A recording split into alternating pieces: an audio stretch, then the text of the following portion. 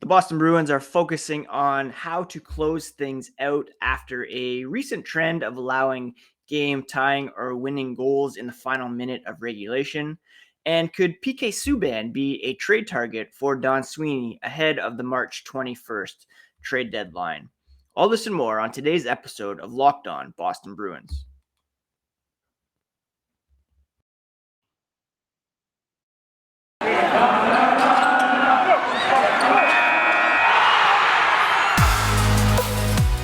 You're Locked On Bruins, your daily podcast on the Boston Bruins. Part of the Locked On Podcast Network, your team every day.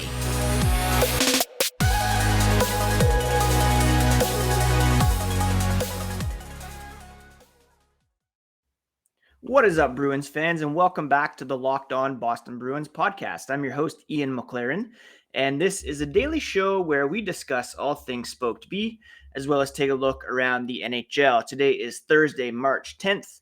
The Bruins are hosting the Chicago Blackhawks at TD Garden tonight, and I want to thank you so much for making Locked On Boston Bruins your first listen every day. The podcast is free and available on all podcast platforms, as well as on YouTube. So please do smash that subscribe button on both the audio and video offerings of the podcast so that you never miss an episode. If you're on social media, you can find the podcast at Locked NHL Bruins on both Twitter and Instagram. And you can find me, my dad jokes, hockey tweets, at Ian C. McLaren. I've been covering this team for various outlets for 17 years, and I was reminded of my first foray into hockey writing yesterday when Gab Gowdy of FanDuel posted a question: which athlete traded from your fave team hurt you more than being cheated on? My response was Joe Thornton, and that trade prompted me to write my first hockey blog post. I think it was on Blogspot, one of those. And now here we are. What is it? 17 years later. And the Bruins, like I said, jumping in tonight, back on home ice against the Chicago Blackhawks. They have a record of 7-1-1 over their last 9 games, but there's some work to be done as they have let some points slip away over that stretch after surrendering goals in the final minute of the third period in 3 of their last 4 games. One was the game winner by Trevor Zegras in Anaheim. Jacob Voracek scored the tying goal in regulation before the Bruins won in a shootout. And then Trevor Moore tied things up with 26 seconds left on Monday, en route to a overtime win by the Kings in Boston. Overall, though, the Bruins don't seem to be overly concerned with this recent trend. More of a blip than something to be worried about or be panicking about. Bruce Cassidy said the positive is we're in a position where we're right there to finish the game. The team historically has had guys that have been very good at finishing things off. Have to get back to that mentality going into the playoffs. Should be in their heads that we've done this for years, closed out games, and at the end of the day, part of playing winning hockey is closing out games. And big picture, it's better to go through these struggles now than in the playoffs to be reminded of, just the need. Not that they haven't been playing till the final buzzer, but just to be smart with the puck. Don't take late game penalties. And, Cassidy, again, not going to overreact over a 7-day stretch of late goals. But at the same time, they also do have to address it and fix it. It's not an automatic fix. Not just going to win the next draw, and that's going to solve it, because they've had situations where they did win the faceoff in the defensive zone, and the team was able to get the puck back, tie things up. Colorado before this stretch, they had some empty net opportunities. Just have to make sure they bear down, no pun intended, and just be smart with the puck, get it out of the defensive zone, and putting it in the right place at the right time, unlike Charlie Coyle's failed pass attempt in overtime the other night. Charlie McAvoy believes that the best way for the Bruins to fix their late game lapses is to lock things down the next time they get the chance. Just take it one game at a time. Next time we're in the position, get the job done. And then, they did it for the first 52 games. Now there's a little outlier here that's going on, but it's a long season and stuff like that happens. So some healthy perspective there on the part of Charlie McAvoy. Don't really think anyone's worried about it. Actually, he knows no one's worrying about it after a team meeting on Wednesday. And it's just on the guys who are on the ice to get the job done. Speaking of guys who will be on the ice, after missing Monday night's game with an upper body injury, it looks like Matt Grzelcyk will be back in the lineup tonight. He practiced Wednesday, looked good, and they'll make a decision this morning as to whether or not he will be in the lineup. Taylor Hall took a maintenance day, did not practice on Wednesday, but he should be in the lineup tonight. Jeremy Swayman will make the start against the Blackhawks. And finally, Urho Vakanainen skated in a non-contact jersey. His return to the lineup, return to full health, doesn't mean necessarily he'll be back in the lineup right away. Because, according to Bruce Cassidy, Connor Clifton has done an outstanding job in recent games in terms of consistency, more clean in his game, and not going to take a guy out to see how much Vakanainen can handle. Urho needs to play. They need to find out where he's at and make sure they get him in there, but it won't be as automatic as just being healthy and he's back in because of how Connor Clifton has been playing. Speaking of Connor Clifton, I put out a tweet yesterday suggesting the Bruins could use some reinforcements on the right side, and I think that's true no matter how good Connor Clifton has been playing because they are woefully thin on the right side. And I asked if PK Subban could be a trade target for the Boston Bruins. I got 143 replies to that tweet. A lot of dissenting opinions, a lot of people thinking it would be fun. We're going to talk about that here in a moment, whether or not the Bruins could take a look at PK Subban on the trade market. But first, a quick word about BetOnline. College basketball March tournament is finally upon us, and from all the latest odds, contests, player props, betonline.net is the number one source for all your sporting betting needs and info. BetOnline is the best spot for scores, podcasts, and news this season. And it's not just basketball, of course.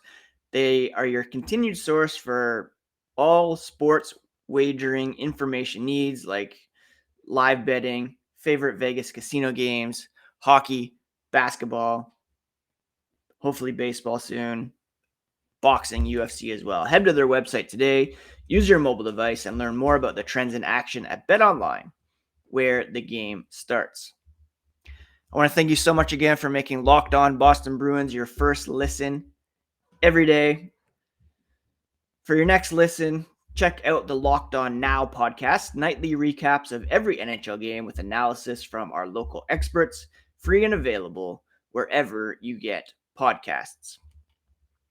All right, so yesterday I tweeted, I know many Bruins fans will hate this, but I'm in on adding PK Subban for a mid to late pick, and if Jersey retains salary. Big upgrade over Clifton IMO. I might have overstated that looking at their player cards from The Athletic, but my point remains.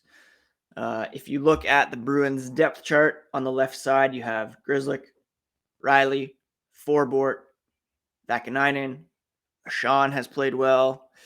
On the right side, McAvoy, Carlo, Clifton. And then the next man up is Brady Lyle from the AHL, or you take a left-hand shot and put him on the right-hand side. The Bruins, yes, are believed to be interested in Jacob Chychrun. That would be a big upgrade on defense, but I still think they need some help on the right side. And I suggested PK Subban as a very low risk, low cost, I wouldn't say high reward, maybe medium reward option on the trade market. Devils general manager Tom Fitzgerald said that they will not be extending Subban, so he will become an unrestricted free agent this summer. Now, the sticking point, surely, is that he has a $9 million cap hit, and any deal for PK Subban would require some retention. For the Devils to hang on to a chunk of it, it's going to have to be worth their while. Or they just let him walk come the summer, since that appears to be the plan if he's still on the roster by season's end. Now, Elliot Friedman and Jeff Merrick talked about the idea of the Devils possibly terminating Subban's contract. Moving his cap hit will be difficult at the deadline, but if both parties agree to terminate the contract, he could become a UFA and sign anywhere for the league minimum. Now, that would be the most tantalizing approach, seeing as the Bruins would not want to or not have to give up any assets to secure his services, and the Devils wouldn't be hamstrung by retaining a salary and can still field a full lineup and give some guys who are competing for the team next year a look.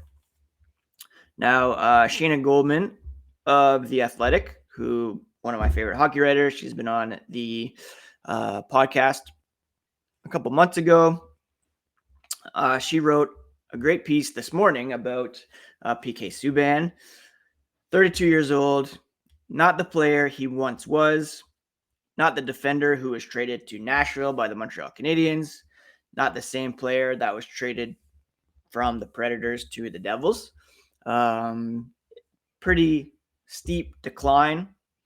And over the next couple of years, certainly this season, he projects as a bottom pair defender.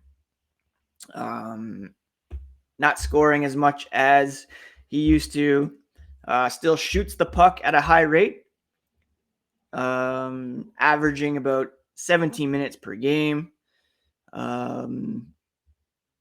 Compared to Connor Clifton, he would be an upgrade offensively, but a downgrade defensively. And I'm not even talking about replacing Clifton with Subban. I'm talking about adding some depth to the right side, because we all know injuries happen in the playoffs, and you need that depth.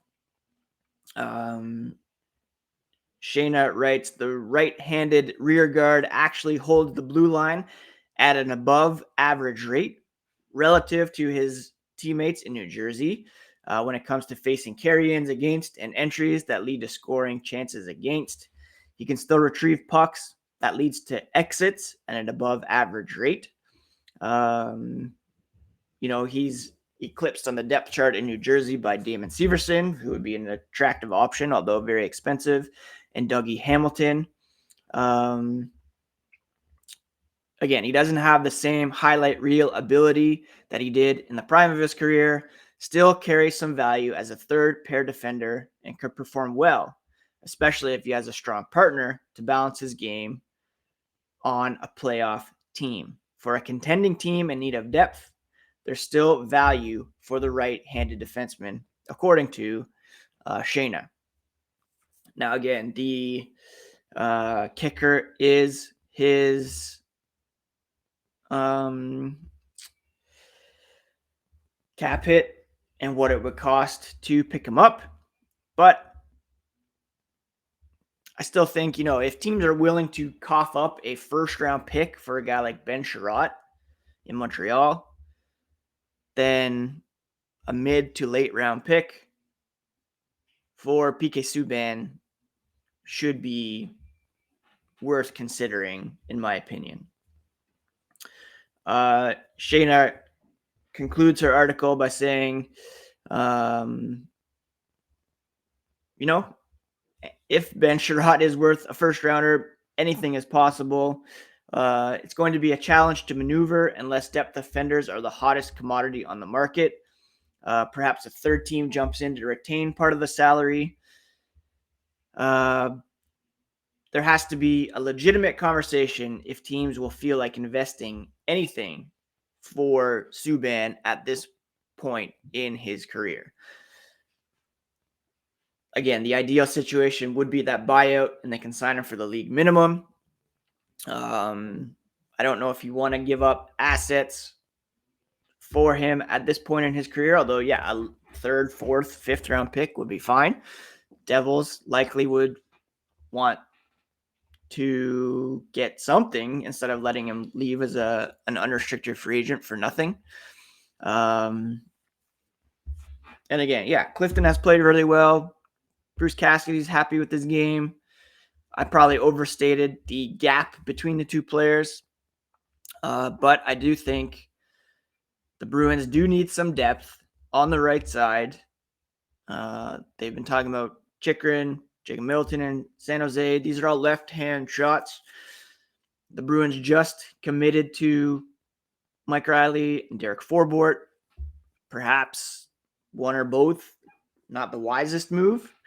And maybe they're having buyer's remorse there, but unless you're going to move one of those guys out to bring someone else in, the depth is there on the left side, and the right side is what should be the target. For me, it would be fun to have PK Subban on the Boston Bruins.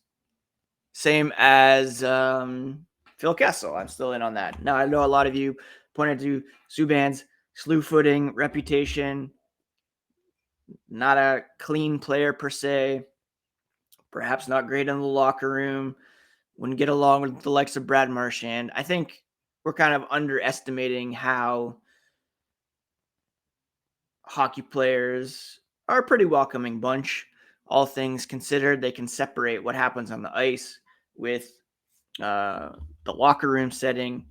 And if it's just for a couple of months, then I think they can work it out. Not to mention Subban, again, heading into unrestricted free agency, playing for another contract, and motivated to win a Stanley Cup, which is something that has eluded the Norris Trophy winner to this point in his career. Kind of like a Thomas Kaberle situation with the Toronto Maple Leafs back in the day. Not the player he once was, but still able to contribute at some point. All right, we're going to end the show with some news and notes from around the NHL, but I want to thank you once again for making Locked On Boston Bruins the first listen every day. Now check out the Locked On Fantasy Podcasts. Hosts Steele Roden and Flip Livingstone help you become the experts of your fantasy league, free and available wherever you get podcasts. Some breaking news here as Elliot Friedman's reporting Rasmus Ristolainen and the Philadelphia Flyers appear to be closing in on a contract extension worth $5 million. Some people had suggested to me that maybe they could go after him. He would have been a third pair defenseman for this team. Not at that AAV. And quite frankly, he's just not worth investing in. He's probably maybe a bit better than Subban, but at the same time, just different circumstances would have cost way more to acquire, and the Flyers seem intent on keeping him anyways. A couple names that have come up in trade talk lately: Riley Smith. Larry Brooks is reporting that he makes sense as a playoff rental for the New York Rangers. The Vegas Golden Knights likely will have to cut some salary to accommodate Mark Stone if he comes back prior to the